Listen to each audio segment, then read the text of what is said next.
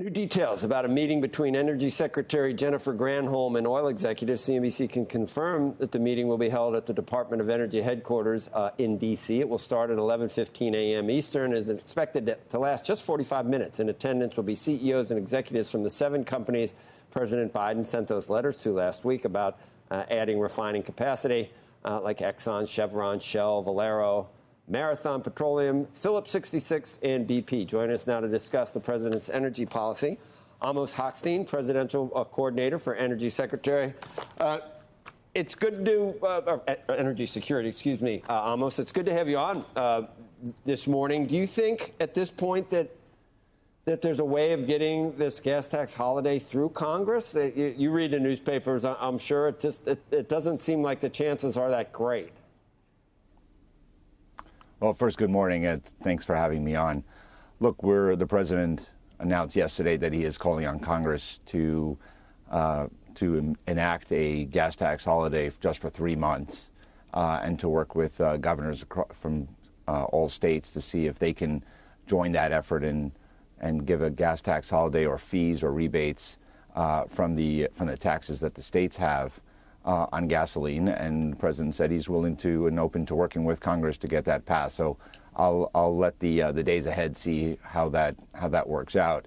But I think that the president, really wants to give a little breathing room for American families at the pump, as prices have gone up $2 since the late fall, early winter, when the forces started amassing around Ukraine, and the risks started coming into the market. And then following that, of course, the invasion and then the sanctions and the decline in Russian exports and Russian production, I should say. Amos, we go back and forth, and it's gotten very political in terms of what happened and how we got here. But one thing, the Journal has a piece, and this is the last article. What the U.S. oil and gas industry and American consumers need is a permanent regulatory holiday to increase domestic supply. Anything else is just a holiday from reality. Is there a pretty good line? And I know President Obama cynically looked at not having a gas tax holiday as kind of a gimmick as well. And cynical people would say it's just, there's an election coming up in November. It just increases demand. You don't want to increase demand if you're not increasing supply. That just adds to the pressure on prices. So logically, it's hard to understand the rationale behind it, other than kind of an election play, a vote-getting play. Look, let's be honest about where we are. We're gone through a period of war where the markets can go up $15, down $15 in a matter of 3 days, right? I mean, we're in the kind of volatility. Oil markets have been volatile for a long time, but this is kind of volatility that we haven't seen before out in normal peace times. And when it comes to the production, look, the United States industry is right now producing at near record levels. We're going to surpass the record of that very small window of time where we produced that record just before the pandemic. We're going to reach that by the end of the year or in the first quarter of next year.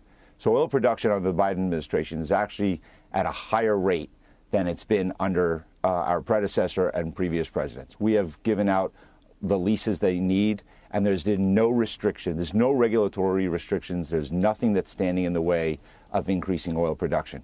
But the issue is not just oil production. So anyone who says we're standing in the way of oil production increases is just baloney. There is plenty of production coming on the market. The refining capacity has gone down because during the pandemic, when nobody was driving, nobody was flying, companies shut down a bunch of refineries. And some of them are gone. They're not coming back. They've been turned into terminals and other things. But some of them are idled, and with investment can come back and bring back additional refining capacity, which would increase the supply of gasoline and diesel, which is the real problem. This is also not just an American issue. We're seeing soaring global prices. The price of natural gas in the United States is about $6 and change, while in Europe it's near 40. So we're still seeing inflation of gas prices, of oil prices. But what we're trying to do is to say, look, we recognize that there's going to be cost to the consumer for the president's position on Ukraine and standing up to Putin.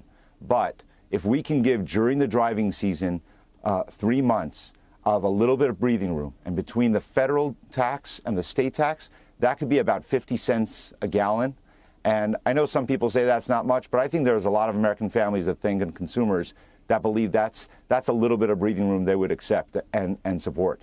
So I think we can afford it, and I think the president's trying to this is not a gimmick, is not lower prices for consumers. These are different times, and as I said before, this is a time of war.